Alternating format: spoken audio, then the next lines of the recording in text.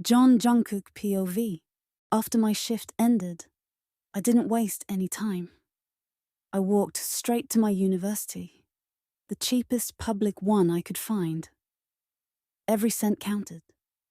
My feet ached, and my uniform still smelled faintly of frying oil and sweat. I didn't even have time to change, thanks to Lisa dropping by the cafe again after school to check in on me. I was 5 minutes late. She meant well, but she had the worst timing. I had to run the last block, nearly tripping over my own feet as I raced up the cracked concrete stairs to class. I practically collided with the doorframe trying to get in. As soon as I entered, every head turned my way. "Mr. Jeon, you're late," Miss Choi said from the front of the room without even looking up from her attendance sheet. "I know, Miss Choi.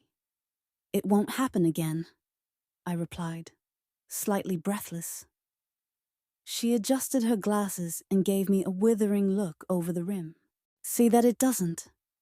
Proceed to your seat. Today's topic is the stages of pregnancy."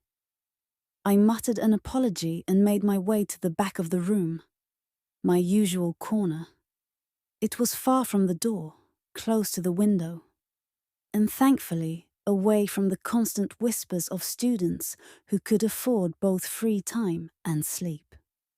"The second trimester," Miss Choi continued, "spans from 13 to 28 weeks. During this time, a pregnant woman might begin to experience backaches, swelling in the feet, and an increase in appetite as the fetus develops more rapidly." I opened my notebook, chewing the end of my pen in that unconscious way I always did when my mind wandered. But my thoughts weren't on uteruses or trimesters. Why did he say I was special? Why him of all people? Why was the one person I thought would treat me like garbage? The kind of man who could snap necks without blinking. The only one who saw me like I was. A person. Like I mattered. Miss Choi's voice broke through again. "The third trimester, from 29 to 40 weeks, involves the most significant weight gain. The fetus goes through a final growth spurt, and the mother may experience shortness of breath and difficulty sleeping." I blinked, snapped back into reality just in time to scribble down the key points, even though I'd missed the first half of the lecture. I always tried to focus. I had no friends here. No one to share notes with. No one to lean on if I slipped behind. Education was my only shot. My fragile little escape route out of a life that never seemed to stop choking me. Unless I dropped out and got a sugar daddy, or became a stripper, or a prostitute. Pretty sure they paid more for virgins anyway. I snorted softly at my own joke, a bitter smirk curling my lips. The guy sitting 5 seats away glanced over like he wasn't sure if I was laughing or crying. Class ended at 8:30 p.m., as usual. I shoved my notebook into my bag and bolted down the stairs, not wanting to miss the last bus home. I made it just in time to catch the 9 o'clock route, sliding into a seat near the back, breathless and tired beyond reason. The bus shuddered to life, its headlights painting streaks of light across cracked sidewalks and shuttered convenience stores. As we passed a small restaurant with steamed-up windows, something tugged at my heart. My appa used to take me to places like that.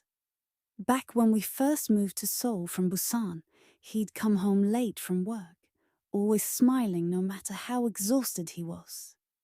He'd bring me little things. Kimchi rice topped with a fried egg, jjajangmyeon in warm plastic bowls, and if we were really lucky, a pint of my favorite ice cream. Then one day, he brought something new. A loaf of raisin bread. "It's good to try new things, son," he'd said, ruffling my hair. I hated it. I hated the texture. The sour-sweet burst of raisins, the way it stuck to my teeth. But after he died, it became my comfort food. My ritual. I started eating it any way I could, layered with peanut butter, toasted and dipped in banana milk, crumbled into cookies I could never quite afford to make from scratch. I pressed my forehead against the window, watching my breath fog the glass. Tears slid quietly down my cheeks. I didn't bother wiping them away. No one was looking. No one ever did. God, I missed him.